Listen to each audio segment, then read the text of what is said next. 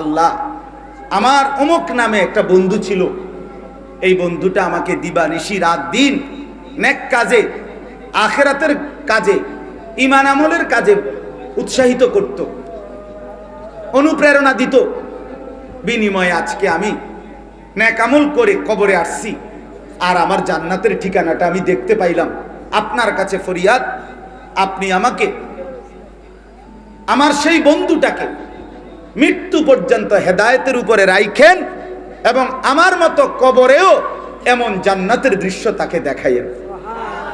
আল্লাহ তাআলা তখন সরাসরি বলবে এই কবরের বান্দাকে, হে আমার বান্দা, অচিরেই আমি তোমার সেই বন্ধুকে এই কবরে তোমার সাথে এমন অবস্থায় দেখা করাবো যখন তোমরা দুইজন, তুমি তোমার বন্ধুকে দেখে শুধু হাসবা, মোটেই কাঁদবা না। সাথে সাথে হযরত আলী রাদিয়াল্লাহু তাআলা আনহু বলেন, দুনিয়ার মধ্যে যেই দুই বন্ধুর মধ্যে সম্পর্ক ছিল গুনার সম্পর্ক, নাফরমানের সম্পর্ক, ওই যে বললাম বিড়ি একজনের, ম্যাচলাইট আরেকজনের, মনে আসেনি?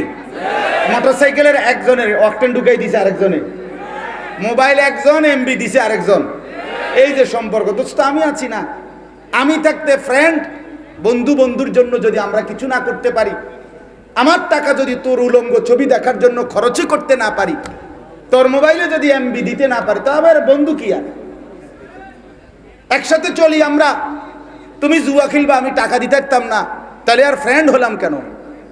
বুঝেন না কথাটা? একসাথে তুমি চলি ফিরি, তুমি নেশা করবা, আমি টাকা দিতাম পারতাম না কেন?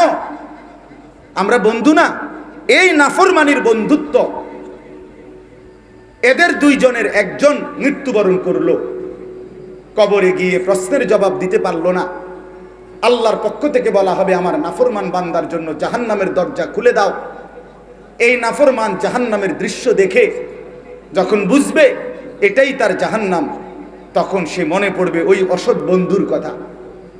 তাফসীরে লিখছে, এই লোকটা তখন ওই আল্লাহ তাআলার কাছে দোয়া করবে, এই নাফরমান আল্লাহর কাছে কবরে দোয়া করে বলবে, আল্লাহ, আমার একটা বন্ধু ছিল যে দিবানিশি আমাকে গুনাহের কাজে, মন্দ কাজে উৎসাহিত করত, সহযোগিতা করত, এমনকি এই আখিরাত হবে না, কবর হবে না, আপনি মাওলার সামনে যেতে হবে না, এটাই আমাকে দিবানিশি বলতো মাওলা।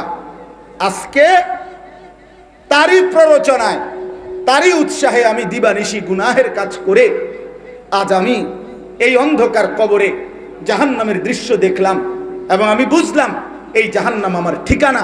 অতএব মাওলা, আপনার কাছে ফরিয়াদ, আপনার কাছে আরজি, আমার সেই অসৎ বন্ধুকে আপনি মৃত্যু পর্যন্ত হেদায়েত দিয়েন না, তারেও আপনি নাফরমানি অবস্থায় মৃত্যু দিয়েন, এবং এই কবরে এনে আপনি তাকে আমার মতো পরিণতি করাইয়া এই জাহান্নাম দেখাইয়েন। তখন আল্লাহ তাআলা বলবে, হে বান্দা, অচিরেই তোমার সেই নাফরমান বন্ধুকে আমি তোমার সাথে একই পরিণতিতে, এই অবস্থাতেই তোমার সাথে সাক্ষাৎ করাবো। নাউযুবিল্লাহ। কথা আমার শেষ বাপ। অতএব আজকের এই যুব সমাজ, নওজোয়ান সাথীরা, দোস্ত আমার, বন্ধু আমার, প্রিয় ভাই আমার এটা ফরিয়াদ, আমার এটা আহ্বান, তুমি নিজেও নষ্ট হইও না, তুমি কাউরে নষ্ট করো না, তুমি কাউরে চরিত্রহীন বানাইও না, তুমি কাউকে মদ, জুয়া, জিনা, ব্যভিচারের আড্ডায় নিও না, তুমি কারো জিন্দেগি বরবাদ করো না, আখিরাত নষ্ট করো না, বরং সবাই মিলে একে অপরকে নেক কাজের প্রতি উৎসাহিত করি। আজকের যুবকরা আলহামদুলিল্লাহ অনেক মেহনত করে, আমি সব জানি, শুনছি, এবং আমি এই গ্রাম সম্পর্কে, এই গ্রামের সার্বিক হালাত সম্পর্কে বিস্তারিত জানি, ইতিপূর্বে বারবার আসছি। অতএব যেই যুবকরা, আজকে নওজোয়ানরা এত সুন্দর, বাংলাদেশের শ্রেষ্ঠ, আমি আগেই বলছি, আমাদের মোহতারাম হযরত মাওলানা মুফতি আরিফ বিন হাবিব, তিনি আসবার আগেই আমি যা বলার আপনাদের কাছে বলেছি। উপযুক্ত এই তিনজন প্রখ্যাত বুজুর্গ, বর্তমান সময়ের সকলের শ্রদ্ধেয়, প্রিয়, আস্থাভাজন আলেমে দ্বীন, ওনাদেরকে এনে আনবার চেষ্টা করছে নওজোয়ান ছেলেরা। আল্লাহ তাআলা তাদের এই মেহনত, তাদের এই চেষ্টাকে সর্বোত্তম বিনিময় দান করেন। বাকি যুবকরাও তাদের থেকে শিক্ষা নিয়ে সবাই মিলে এলাকা, সমাজ, গ্রাম, পাড়া, মহল্লা উত্তম আখলাক দ্বারা, উত্তম জিন্দিগি দ্বারা গড়বার চেষ্টা করি, একে অপরকে ঈমান আমলের কাজে, আখিরাতের কাজে উৎসাহিত করি। আল্লাহ তাআলা আমাদেরকে তৌফিক দান করেন, কবুল করেন। সকলেই বলেন আমিন। এর মধ্যে কোনো অনুভূতি জাগলো কিনা, এটা হলো দেখার বিষয়।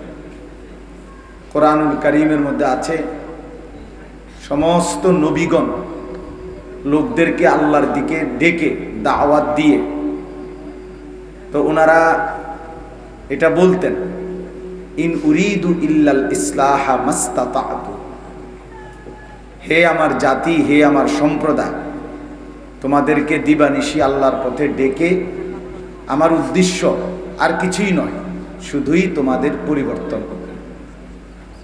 ইল্লাল ইসলাহ, শুধুই তোমাদের ইসলাহ, সংশোধন, মাস্তাতাতু। নবীরা বলতেন আমি আমার সাধ্যের সবটুকু দিয়ে, সামর্থ্যের সবটুকু দিয়ে তোমাদের পরিবর্তন চাই। এটা ছিল সমস্ত নবীর মাকসাদ। সব নবীরা এটা বলতেন। নবীরা বলতেন উবাল্লিগুকুম রিসালাতি রব্বি, হে আমার জাতি, আমি তোমাদের কাছে আমার রবের রিসালাত, বাণী পৌঁছাচ্ছি। নবীরা বলতেন আনা লাকুম নাসিহুন আমিন, হে আমার জাতি, আমি তোমাদের জন্য একজন বিশ্বস্ত উপদেশ দানকারী, শুধু তোমাদের কল্যাণ চাই, ভালো চাই, তোমাদের পরিবর্তন চাই, আল্লাহর সাথে জুড়বে, আল্লাহকে পাবে, আখিরাতের সন্ধান মিলবে, আল্লাহ তাআলার সাথে সম্পর্ক কায়েম হবে, এটাই স্বপ্ন, আকাঙ্ক্ষা নবীদের ছিল। কোরআনুল কারীমের মধ্যে আছে বহু নবীর উম্মত নবীদেরকে বলতো যে তোমরা হচ্ছে বোকা, নির্বোধ। কোরআনে আছে নবীরা বলতেন ইয়া কওমি লাইসা বি সাফাহাতুন, হে আমার জাতি, আমি বাস্তবিক অর্থে বোকা নই, ওয়ালাকিন্নী রাসূলু রাব্বিল আলামিন, আসলে আমি আমার রবের রসূল, প্রেরিত, আমি বোকা না। কওমের লোকেরা বলতেন নবীদেরকে যে তোমরা পথভ্রষ্ট, তুমি নিজেই পথহারা। আমাদের উলামায়ে কেরামকে অহরহ অনেক ভদ্রলোক আছে যে হুজুররা বোকা, পশ্চাৎপদ, হুজুররা পেছনের দিকে নিতে চায়, হুজুররা প্রগতি বিরোধী, পৃথিবী এগিয়ে যাচ্ছে, আমরা পিছাচ্ছি, এই সমস্ত কত কথা বলে, মানে আমরাই ভুল করছি।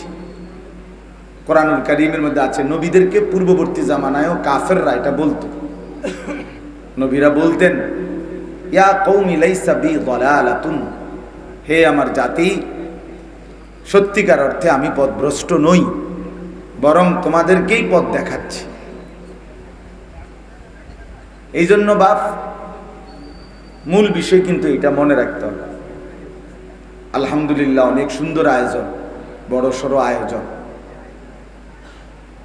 সিদ্দিক ভাই তো আমাদের ব্যক্তিগতভাবে অনেক মহব্বতের, আমারে লিখতে কইছে ডায়েরিতে 24 তারিখ আমি মাগরিব বাদ বয়ান লিখে রাখছি। আমি ভাবছি এটা হয়তো মসজিদে ইসলাহি মাহফিল হবে, ছোটখাটো কোনো আয়োজন হবে।